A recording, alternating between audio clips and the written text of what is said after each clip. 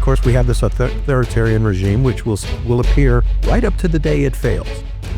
People will get up the morning it fails, and everything will just seem like it was.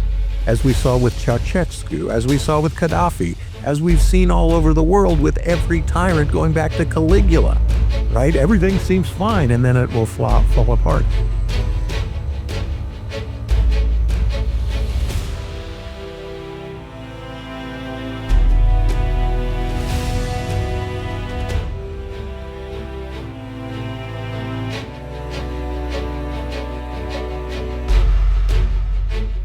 Welcome, everyone, to Indications and Warnings with Chuck Faurer, co-produced by Alan Brewer. Chuck and I are recording this show on February 11, 2025. It is day 1084 of Russia's full-scale genocidal invasion of Ukraine. Interesting couple of days, Chuck, in that we've seen the number of engagements across the zero line kind of yo-yo up and down. Yesterday, well under 100. Today, over 130. But even 130 is nowhere near the average number of engagements reported along the zero line. It's far below that average. Is this another indication that Russia is actually slowing down its attempt to seize more Ukrainian territory before Trump launches his peace talks? Yeah, there are a couple of external factors militating and supporting that conclusion. Do I think that's the case? I have to give it just some skepticism. I'm not even trying to refute it. But there are, and you and I have watched this war very closely for the last 3 years, minutely, some people might even say. And within different areas of operation, there is a discernible wave pattern to these Russian attacks. Some weeks they're pouring it on, then they seem to take a couple of days off, etc. I'm not sure I'm seeing it all around the battlefield per se. And again, this is not to refute your original observation, because yes, there are places that are down. Absolutely. We'll talk about Pokrovsk later in the show. We can draw some ancillary conclusions from that, i.e., are these local units, are they culminating, meaning have they expended their resources to the point where they're no longer combat effective? Every Russian unit in Ukraine is not at 100% at combat effectiveness because they're being employed badly, as we discuss often. Well, in addition to the fewer Russian attacks reported, there are a number of Ukrainian counterattacks all the way from Pokrovsk, obviously around Kupiansk and up into Kursk. So this could well be Ukraine seeing opportunities to take back some Ukrainian territory, to inflict some punishment on Russian troops who actually have not experienced a lot of Ukrainian counterattacks in the last 6 odd months. Right. And there is a pattern in this war, and that is the Russians attack and the Ukrainians defend. And, speaking as a former fencer, you can set the timber of a fencing match by continually attacking. But that you got to watch out, because the match isn't going on just in your head. So in this case, and it is dangerous for the Russians because they are badly trained. Their morale is bad. They're brittle as a force. And Ukraine has shown, although it is primarily a defensive posture has been, through various circumstances, put upon it, the Russians are learning that the Ukrainian armed forces are going to take advantage of every opportunity that's presented to them. If they think you're asleep at the switch across from their positions, you're going to get a raid. And if they think you're really a soup sandwich over there, you're going to get a company-sized or better operation going against you. And we found those to be eminently successful south and east of Sudza up in the Kursk area of operation. Yeah, that counterattack continues. Just over the last couple of days, Russian killed and wounded, missing in action. Yesterday, 1,170. Today, 1,390. Only 99 engagements. Yesterday, 139 today. But those casualty figures, enough to get Russian total casualties to 850,000. I'm just rounding up by, 20 or 30 or 40 troops here, Chuck. So it's 850,000 Russian casualties here on day 1084. It just continues to be an astonishing number. Yeah, and we get so lulled into 1,500 Russian casualties this day, 1,300 the next day. And one of the things I was taught to do is polarize every problem, stand it on its head, look at it from exactly the opposite. Okay, so let's just say that the United States had territorial ambitions against Ukraine.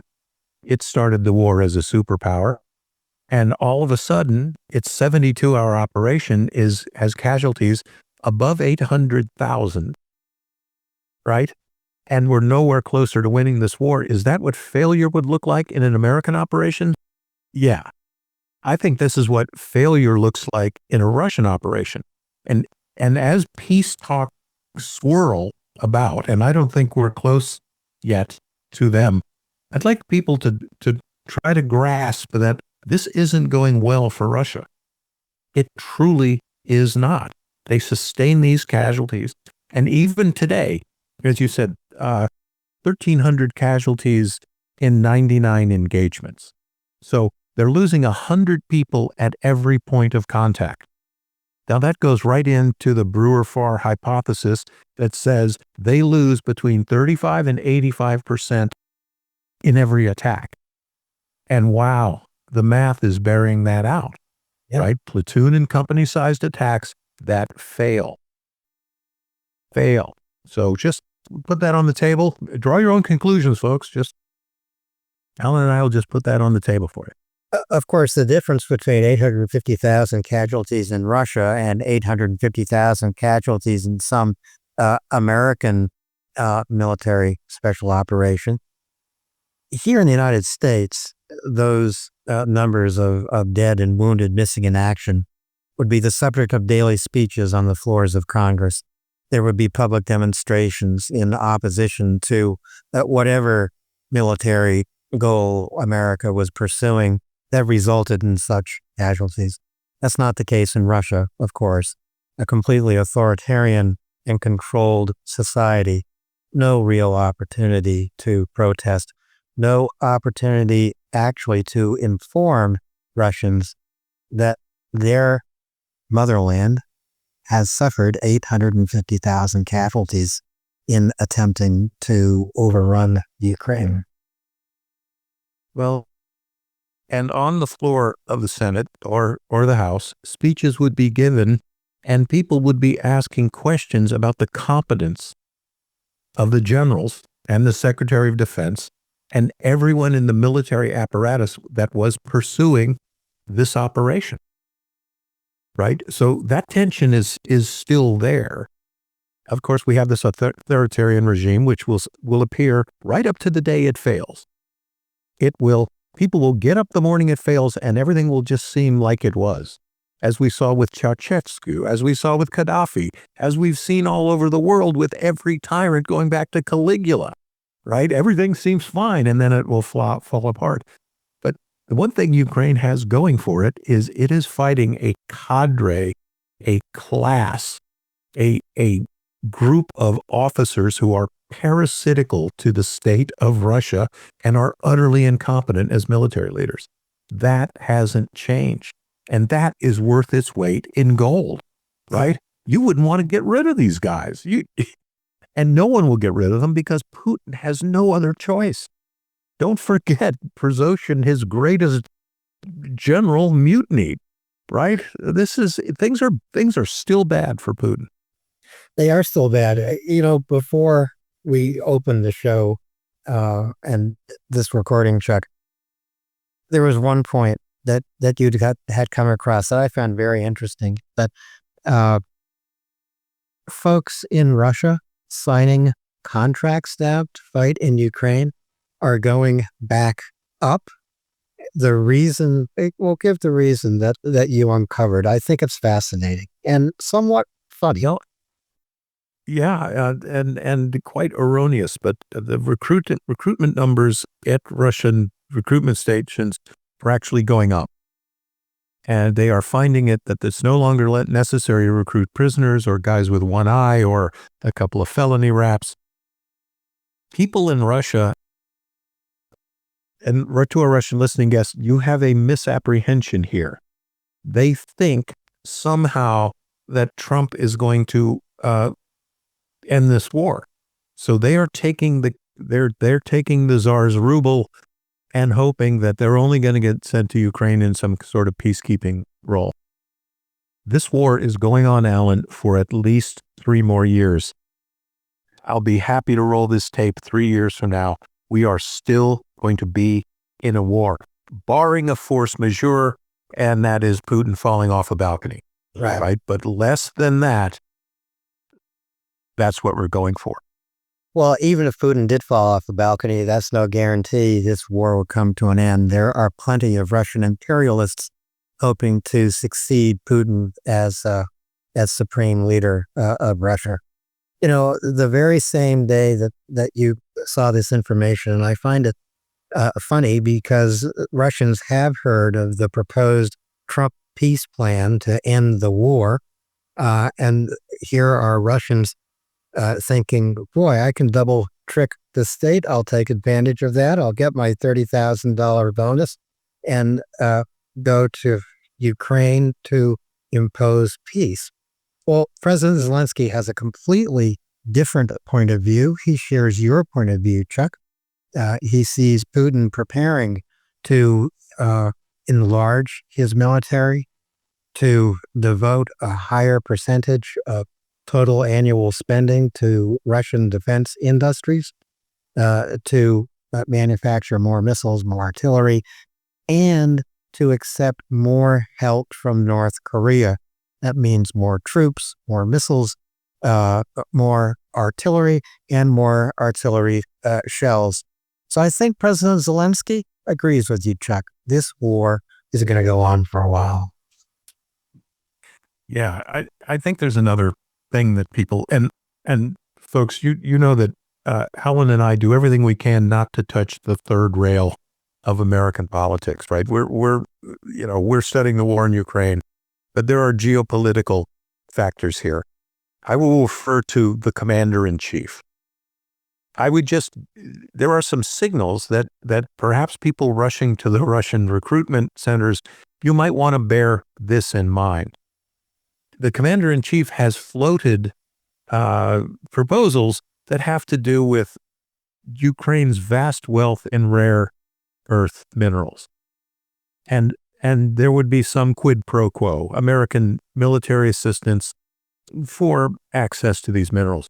I would urge our Russian listening guests to just look at the geology of Ukraine, and you will notice that these rare earth minerals occur in the occupied zones of Ukraine.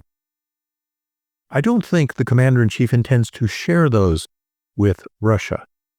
I think these rushing to the recruitment center and Russians that are hoping for a quick solve with a compromised president over whom they exert some sort of leverage, one of the proposals that's probably going to hit Putin in the face is, we want you out of Crimea.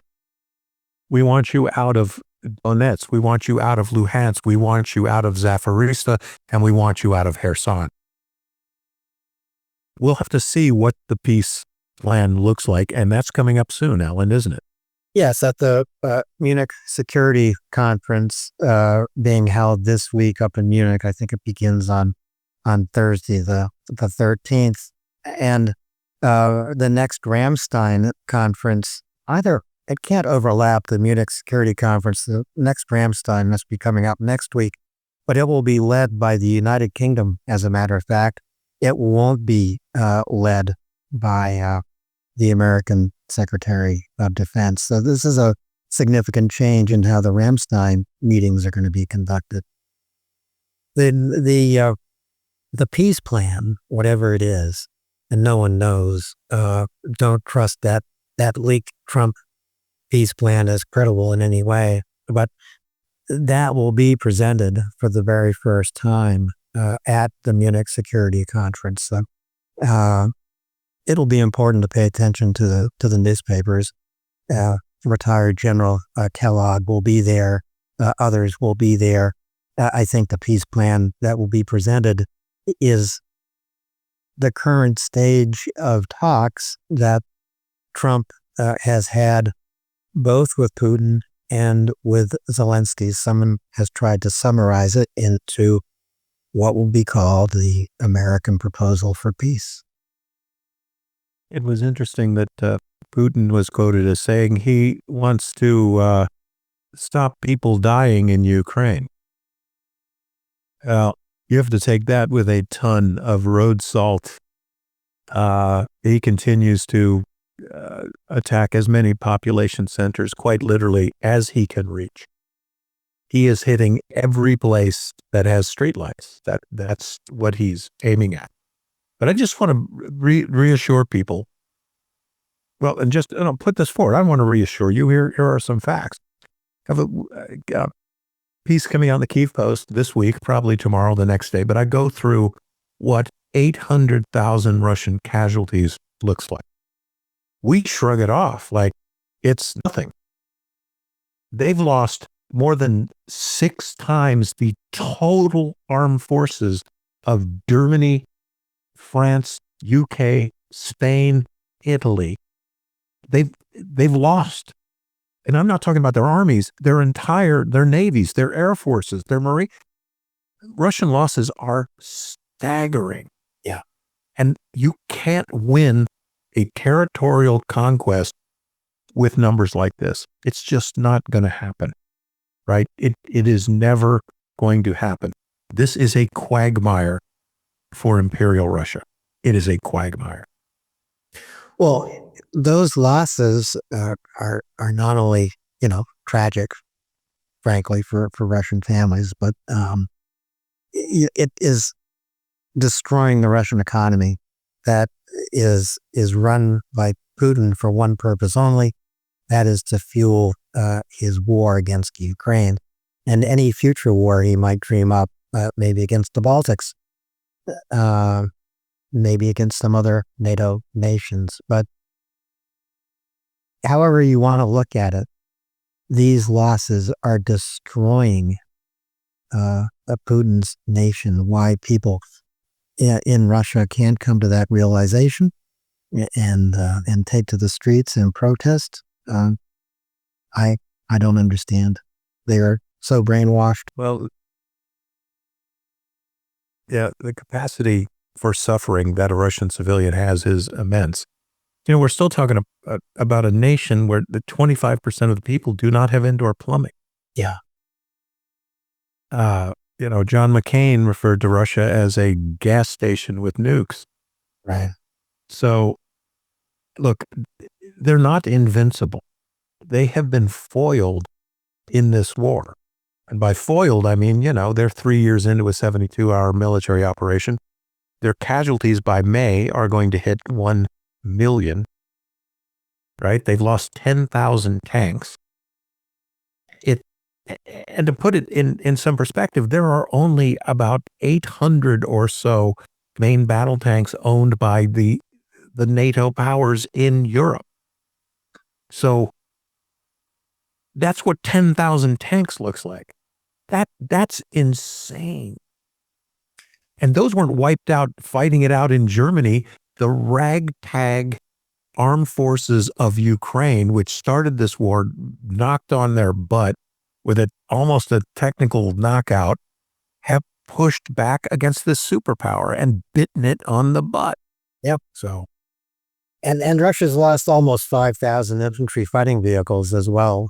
The other important thing that Ukraine continues to do, I would say almost every single day is to take out air defense systems, both inside Russia and on the zero line. Every time Ukraine takes out Russian air defense systems, Ukraine is creating an opportunity to strike an oil refinery inside Russia or to operate drones more freely over the zero line. It's one of the most potent things that Ukraine can do on the battlefield. And we do have some maps on the zero line to take a look at, Chet. Oh, yeah. Absolutely.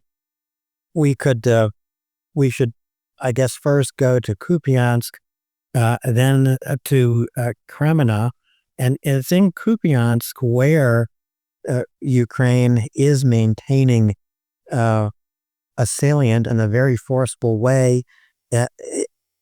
It's not exactly a Ukrainian counterattack, but they are inflicting some heavy casualties on Russian forces down in Kupiansk. Yeah, we have let's see, and of course I just lost my map as soon as we go to talk about it. Here, hang on everybody. This is live radio, even though we look like we're professionals. Let me get the Kupiansk map up. This is the most professional radio letting I've had since we started. And all of this, and folks, Alan is on the road, so this is usually it's me on the road. So let's see here. Okay, come on, let's go. What is going on here? So let's see, that Kupiansk map is from today, 11 February. Yep, let's see, so it's wheeling up, so it's telling me I don't have it. So, but knowing it by heart, there is a Ukrainian salient to the east of Kupiansk, and the line has held there, for the last 4 or 5 months. Russia has suffered some major catastrophes on this area of operation. They have literally tried battalion-sized operations to reach the Oskil River south of Kupiansk, but they had the day where they lost 900 people in 25 minutes.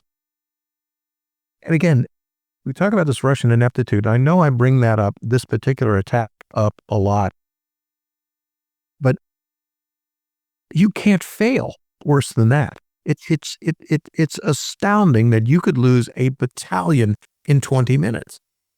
So you think about everything that went wrong with that attack. It's planning, it's reconnaissance, it's execution. And I won't go into the minute details, but they did everything wrong that they could possibly do. So what's going on right now in the Kupiansk area is, we've got continued Russian attacks, but the Ukrainians are holding fast and doing so, inflicting serious losses on the Russians, and the Russians outnumber them there at least 5-1, Alan. Yeah, or even an 8-1, quite possibly.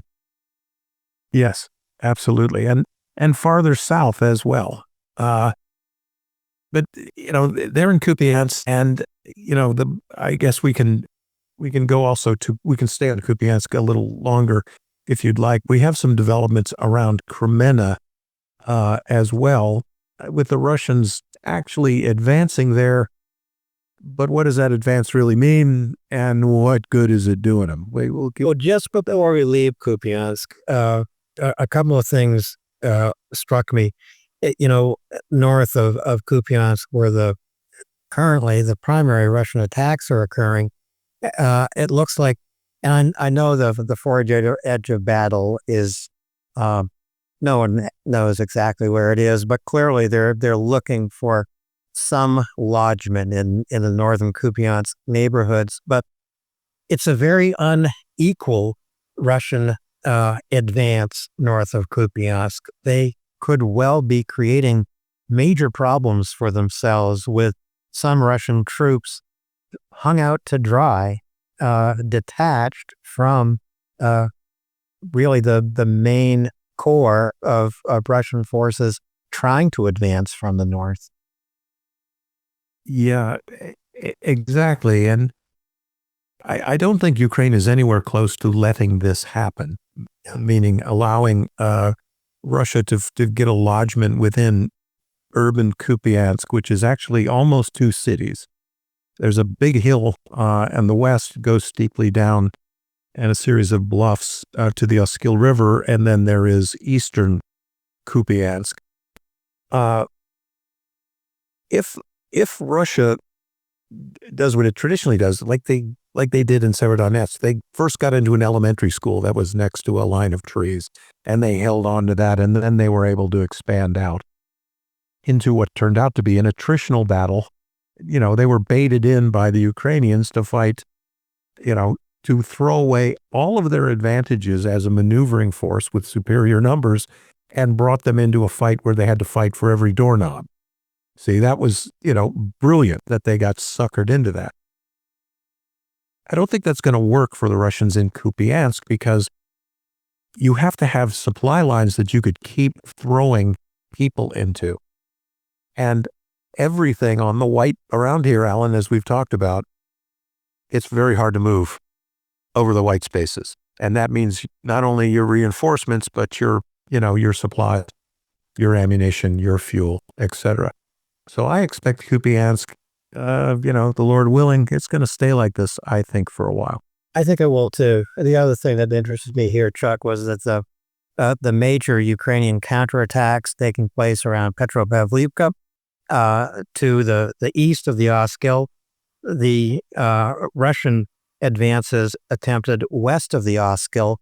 It separates the two Russian forces. They cannot really support one another. The Ukrainians, I think, are trying to take advantage of that around Petropavlivka. Yeah, and they're keeping the Russians off balance. If people are looking at the 11 February map right now, you can see the big white salient pushing east of the city of Kupiansk. The Russians want and find it necessary and needful and to fight in Petropavlivka. They want to take it so they can sever the H-26 highway. But the fact that Ukrainians are not only holding on to the H-26, but you can see that they attacked, several kilometers beyond the zero line there, close to Stepnova, Novoselika, and they do that constantly. But we're looking at this salient, right? Well, my hand will be opposite the thing. The Russians have got to move all the way around it, right? So the Ukrainians are punching them where it's very hard for them to retaliate, and the Russians cannot be strong at both of those positions. So again, this is Ukraine, and they are evincing. Look, this is good generalship, right? This is taking where the zero lines are, looking at your terrain, looking at ground lines of communication and supply, and making sure that the actions you take are going to have maximum effect against the enemy. Unlike the Russians, who are just, unit commanders are told, you stage 12 attacks a day or 12 attacks this week, that's it. Yeah. And it isn't working, Alan. I mean, it isn't working. This Kupiansk map has not changed very much in the last 7.5 months, 8 months, maybe? At least, I was going to say 6 months, but no, it hasn't changed. And I don't foresee it changing in the near future. What has changed relatively quickly, we're talking about the map in Crimea we are going to go to now. If you compare the 11 February map that we'll be looking at, Chuck, with I think the map from 9 February a couple of days ago, Russia has succeeded in enlarging the salient to the west of the Zarabets River and Reservoir rather quickly. Yeah, they have been able to attack out of Nevsky, and I took a big blow up. This map is a larger scale than we normally use here. You can see that it's, the 5 kilometer scale to the right is pretty big. So this is a big close up. Look, if you can look closely at the limit of the, you can see the red Russian blob pushing to the west. Look very closely there at the contour lines and the shading. And you can see that the Russians have been allowed by the Ukrainians to advance to a line of hills that goes from Zelina Dolina down to Kolodzai and then back into the Zarabets. This is another one of those occasions where Ukraine is willing to let Russia flood into some very undesirable terrain. So it doesn't show up here on this red line, but that lines of bluffs there to the west of the Russian positions mean that Ukrainian artillery can fire from in defilade, which is fancy terms for there's a hill between you and the bad guy. So the shells come flying over the hill and the Russians have no idea where they're getting shot at. Right.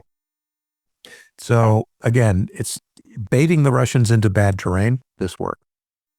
And of course, we all know that the goal here is the city of Liman on the southwestern edge of this map. Any worries about the Russians making a tentative gain across the Zarabets Reservoir at its southern limits, so around Torsky? I mean, if the Russians succeed in pulling around the south of the reservoir, that would be a pretty dangerous situation for Ukraine, it strikes me. Yeah, but they're going to have a hard time pumping men into that salient because they've got to come around the top at Nevsky. The way to take Liman would be to break through at Torsky, which they have not been able to do for 18 months, and sustain both of those attacks. So what are the things that make a successful attack? It's a good plan. It's mass, unity of command, and this element that the Russians will never have for the rest of this war, and that's called surprise. Right. So, and here's the other thing. This is going to take a number of brigade task groups operating together in a coordinated fashion for a rather medium-scale ground maneuver warfare objective. I'm going out on a limb here, but the Russians don't have the kind of officers who can put that together. And they don't have the kind of soldiers who can carry that out. And I'm not kidding. Yeah. Right? I'm not kidding. And that's why it hasn't happened. Now, it's been proven day after day in this war. And it's especially proven day after day right now as the war is being fought. Another quick question for you about the Russian advance, hoped advance towards Liman. By crossing the Zarabets River and reservoir at the northern edge of this map, Chuck, is that forcing Ukraine to reorient its defensive lines?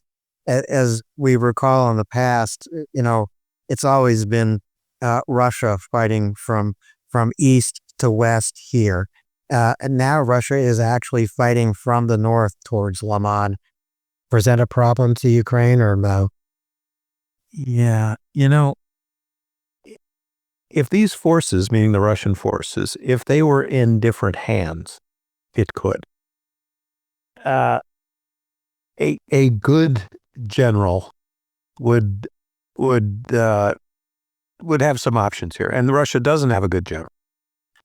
But to reinforce, I have a backup on the live UMAP here over here. So excuse me for looking this way. The bottleneck that the Russians have to get around Nevsky, it ends just about where the map does. So everything they pump into that salient that's west of Ivanivka has to come to a really narrow bottleneck. Okay, so I think one of the things that are happening here to our Russian listening guest, the the Ukrainians have allowed the Russians to inflate this salient and advance towards the O series highway, the 0526, and the Russians are happy to push forward. They're not looking over their shoulder, and they're not noticing that everything's coming through about one half of a kilometer of open space. So it's going to be a lot easier for the Ukrainians to pinch that off than it's going to be for the Russians to reinflate it and resupply it. And one other thing is, look, you want to get to Liman, you have to bust out at Torsky. I don't know that they can. And to our Russian listening guests, that road directly going into Liman has so many anti-tank mines on it. You will never get down that road. You just won't. And this is one of the places, Alan, we say this is 10-1, minimum 10-1 Russians against Ukrainians.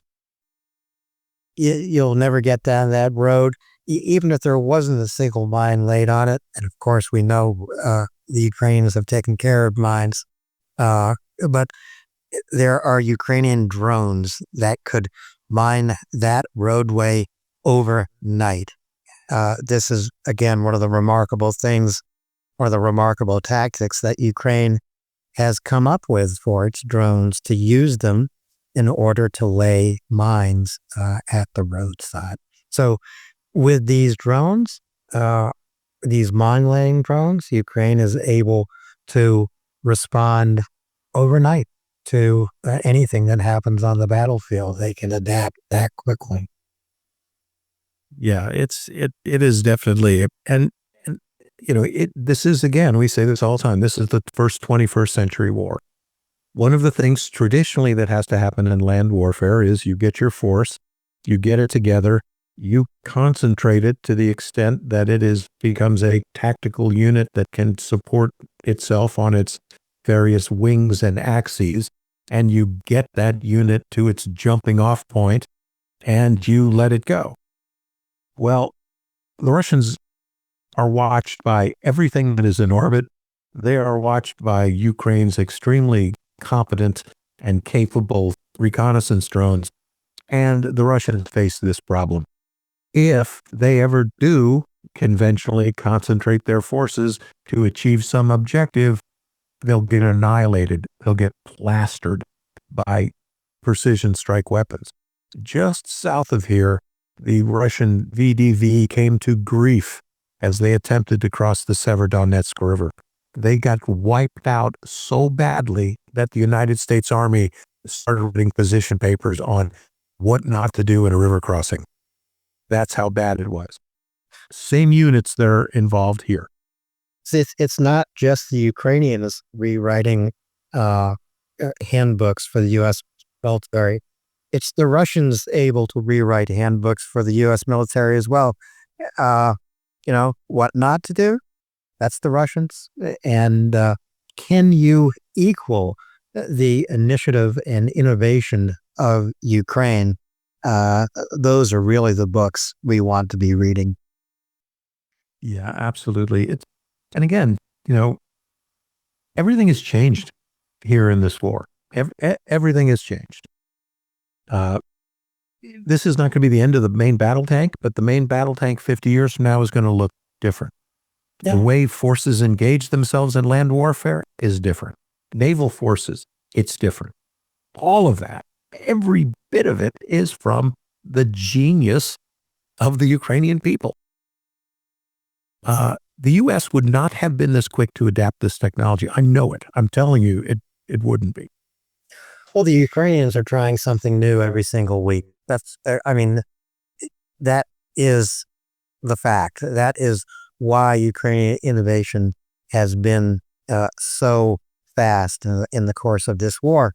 Ukraine has no choice but to try an innovation a week. No choice but to do that. And that's why you now have Ukrainian drones able to lay roadside mines. It's why you have Ukrainian naval drones shooting Russian helicopters out of the sky above the Black Sea. It's why you have Ukrainian mother drones carrying swarms of FPV drones into the battle space. It's why Ukraine launched and won the very first ever offensive attack, fully manned only with drones, both on the ground and in the sky, and completely coordinated. And another thing that is unremarkable to our listeners, but has rewritten history, Ukraine is carrying out a strategic bombardment campaign against Russia, but is doing so without an air force. Yeah. They're prosecuting targets 600 miles inside Russia, 1,000 kilometers. I think the record is actually 1,500, so 900 miles. And they're doing it without an air force. Right? And Russia wrings their hands and rends their clothes and says, you're not going to use ATACMS against us. Well, that's right. Ukraine has designed the weapons that are being used against you, and some of them are home-built airplanes like the Foxbat, a kit airplane, taking advantage of every known weakness in Russian sensor deployment, the capabilities of their anti-aircraft systems. It is a masterclass. Every one of their attacks is a masterclass with different types of drones, different capabilities, different flight profiles, converging in multiple directions on Russian targets, blinding their sensors, hitting their close-in air defense systems, and rocking those targets. Yeah. And it's a thing of beauty. It really is. That's why I always love the headline about Russian air defense being taken out, because I know tomorrow's headline is going to be that much more amazing. We should move to Kurakova and the 10 February map there, Chuck. And again, the past few shows, I've registered my surprise at Ukraine maintaining this salient to the west of Kurakova.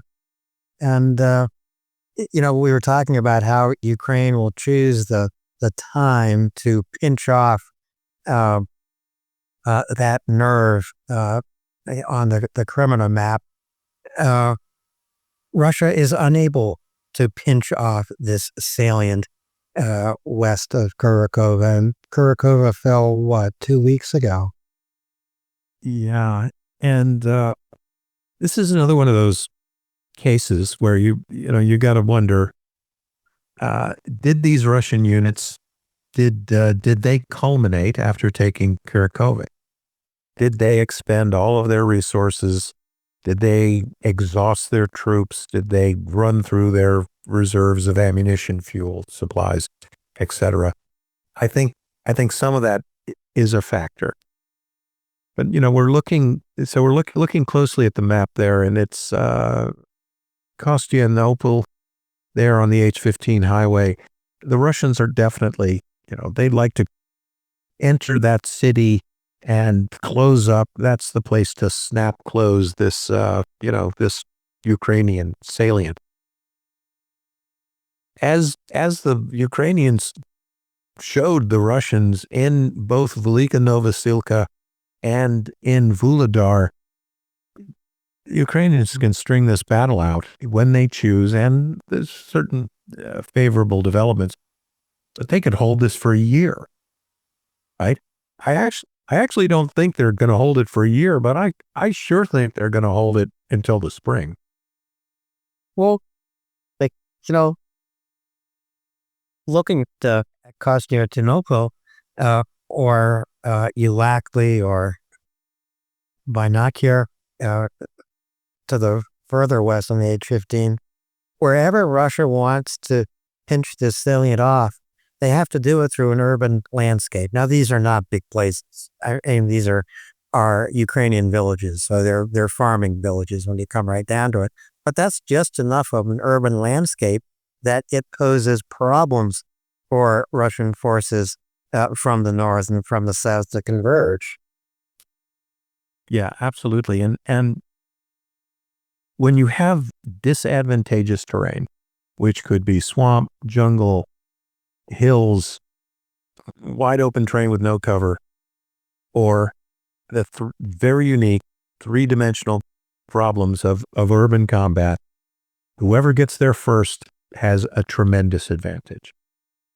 And this means that if right now, the key to that Ukrainian salient is Konstantinopol and that little band of city from Abdriivka that goes down across the H-15, which means the Russians are going to have to throw away all of their advantages in the number of tanks and APCs and everything else and get into a mano-a-mano fight for every doorknob, right? We talk about that. It is literally room to room, staircase to staircase, door to door, where all of the advantages that the Russian troops have, more vehicles, more firepower, more blah, blah, blah, Ukraine will be fighting on advantageous terrain. Now, I don't know, look, every military decision eventually comes down to resources. And generals do a lot of things, but resource management is what your admirals and generals, you want them doing. So at some point, Ukraine's going to have to look at this and go, look, is this salient really worth it? Is this what we want to do? But a lot of things that Ukraine wants to do is, let's face it, they want to fight an attritional battle, which means they want to kill Russians. Right? This is a great place to do it. So I think this map is going to continue to look the same. I would give it 6 weeks, but it could go much longer. This is a decision that'll be made by National Command Authority in Kyiv. Okay. But it doesn't look good for the Russians. Alan, hey, we've got them all bagged in here. All you got to do now is take these 2 cities. Groovy. Yeah. Well, the other thing is surprising me about this, and I have no way of knowing this, but the Ukrainian counterattack to the east of Dachny or through Dachny, it has to have been a surprise. Maybe Ukrainian special forces. It amounts to a behind the lines counterattack when you come right down to it. And it no doubt took Russians by surprise, who thought, here is a territory they've secured and they are safe. Yeah, and we get a little blip on the contact map there. Now this, obviously appears to be a raid, right? So they penetrated the zero line. Somebody patrolled across the zero line and popped up and came into contact with the Russians 2 kilometers beyond the zero line. The Ukrainians didn't do that without a purpose. So what are the kind of things a raiding special operations force would go after? Well, I'd be going after a company headquarters. I'd be going after a high value individual, a general, admiral. The other thing these things do is, man, it keeps the Russians in a state of readiness. They don't get any rest. You've got Ukrainian commandos popping up all over the place. That's what you want to do. And we've talked about this too. Hey, it is great being a Navy SEAL. It's great kicking doors. It's great taking back airliners and doing all that sexy stuff. But the best thing special operations forces can do is advance the conventional struggle, right? So grabbing a colonel out of his tent in Dachny, that's a good idea. Yeah, absolutely.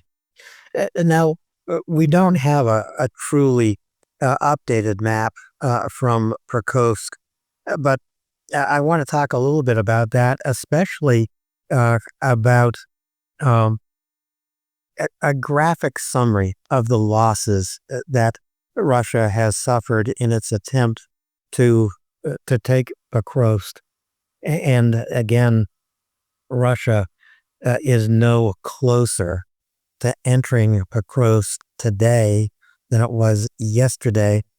Quite frankly, Ukraine, this is one of the areas where Ukraine has launched a successful counterattacks and they are actually pushing Russian forces farther back from the threshold of Pokrovsk.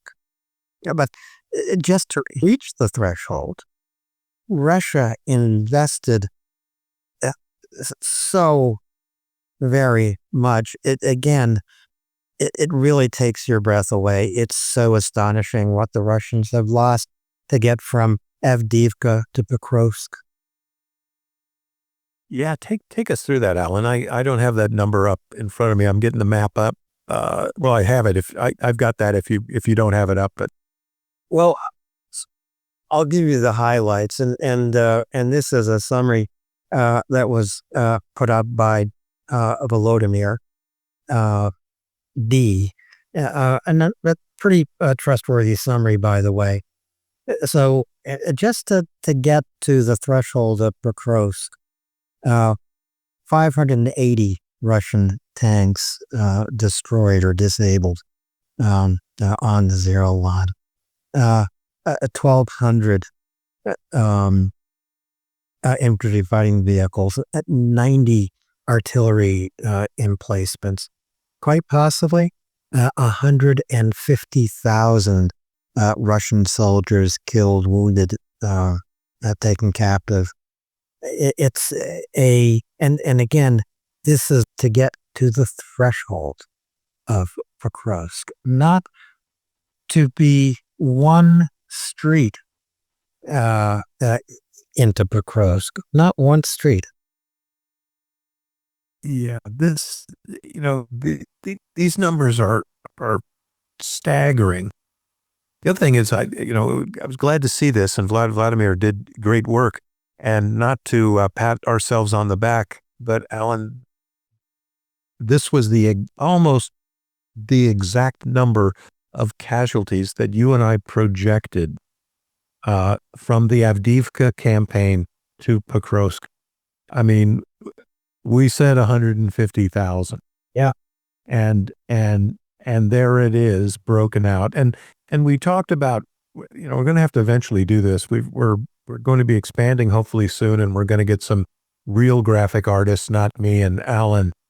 But what we'd like to do is get a battle zone map that shows where the Russians are, where the Ukrainians are, but then imagine these pyramids and bumps. And what we intend to do is show Russian casualties by area in these certain areas. So the Battle of Pokrovsk is the latest iteration of Bakhmut and Chasiv Yar, where the Russians lost a corresponding number, I would say somewhere between 100 and 200,000 troop casualties in these one areas. And again, say this, folks, we kick around these huge numbers like they're nothing. These are crippling losses, right? If Napoleon suffered 150,000 casualties in a battle, he's losing, right? The problem is the United States restrains Ukraine. The previous administration, through press conferences, and said it said $180 billion, but these goods never arrived. It didn't get sent. Ukraine doesn't have what it needs to win this war, right? But still, they are inflicting this level of loss on their adversaries. Alan, and there is a lesson in not only their valor, but their technology and their tactical innovation. The story of the Biden slowdown of supplies to Ukraine remains to be written, but months and months ago, in the fall and end of the summer, Zelensky was very outspoken when he drew everyone's attention to the fact that only 3 brigades of the promised 10 brigades to be completely armed and outfitted, only 3 had been armed and outfitted. Now, how can Ukraine defend itself when it is falling short of the 7 brigades that the United States and other allies promised to outfit and then failed to. The fact that Ukraine is in the position it's in, which is, I think, its strongest position, since the beginning, well, not the beginning of the war, but since maybe end of 2023, halfway through 2024.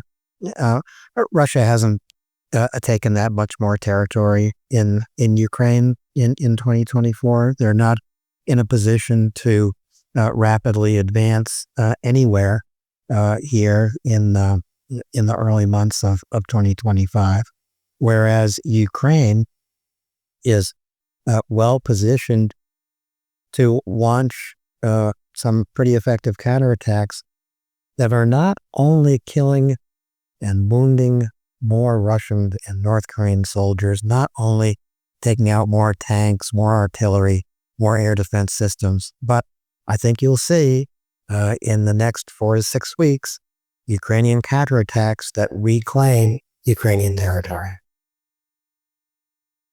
Yeah, there are alert commanders on the Ukrainian front lines, and they are constantly watching and weighing their adversaries. And again, it's this question of resources. And let's go back to the famous Kupiansk battle, 900 Russians killed in 25 minutes.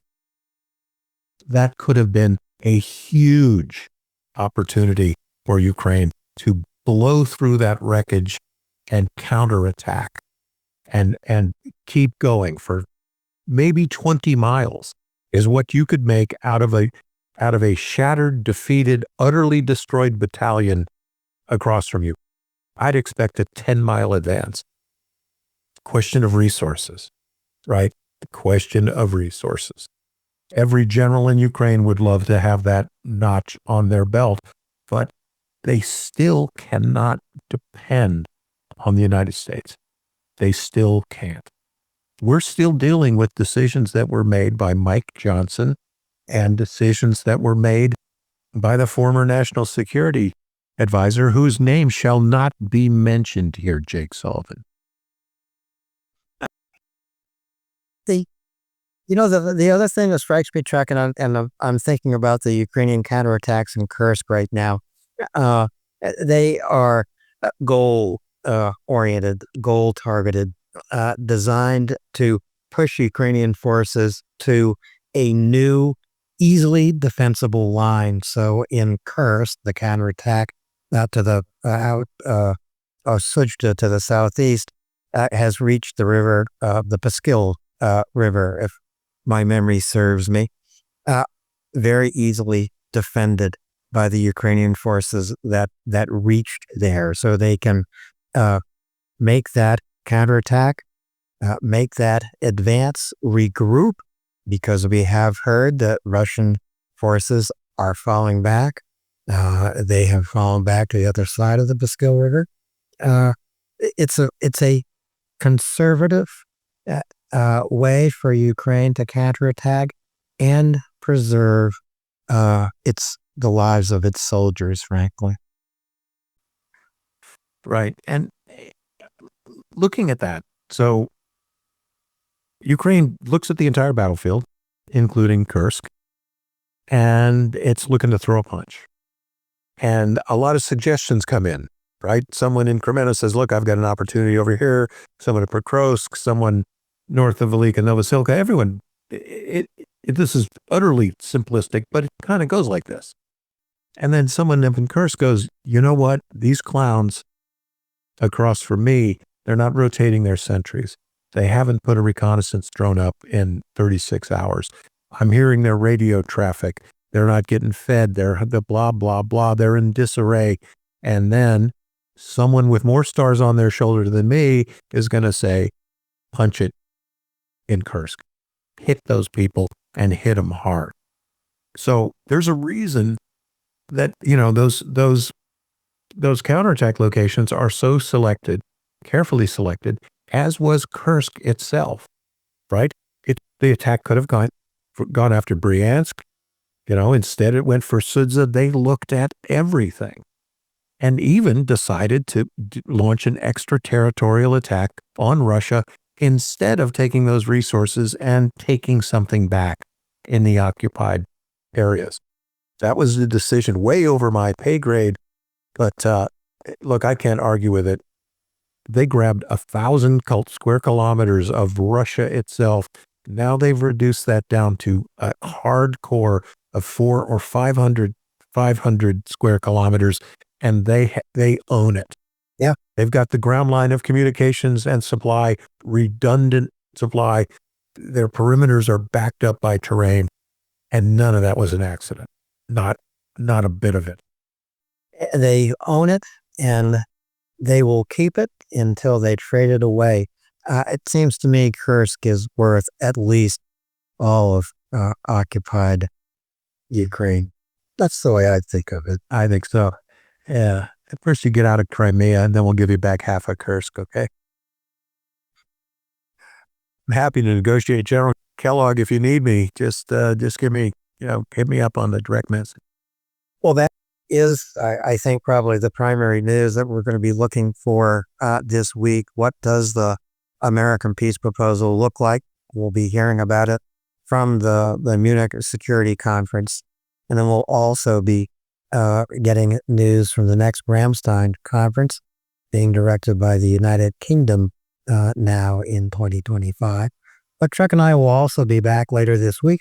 I can't wait to find time, not in my home studio, obviously. Cannot wait to find time to look at Chuck's maps and to cook up more speculation for you, because that's what I do. Chuck analyzes, I speculate, but no, it's no one's speculation that the day is coming when Chuck and I are going to say, we're going to leave course, Slava Ukraini. Heroim Slava. And thank you, Ellen, for getting together on the road. I wish you a happy trip. And everybody, we'll see you soon. One of these days, Alan is going to say this. Hey, give us a thumbs up. It's free. Give us a like. Give us a follow. None of that costs you anything. It helps us beat the algorithm. And we want to help you dominate your own information microclimate. So good on you. Thanks for listening. Thanks, Al. Take Chuck's words at heart here. Chuck and I do this only to help you understand what is happening in Ukraine. Yes, we care deeply about Ukraine. We care deeply about what Ukraine is fighting for, not only its own future and to save the lives of its people, to return Ukraine to its 1991 sovereign borders, to defeat a genocidal neighbor. Yes, Chuck and I believe in Ukraine for all those reasons. But we do this show to help you understand what is happening in Ukraine.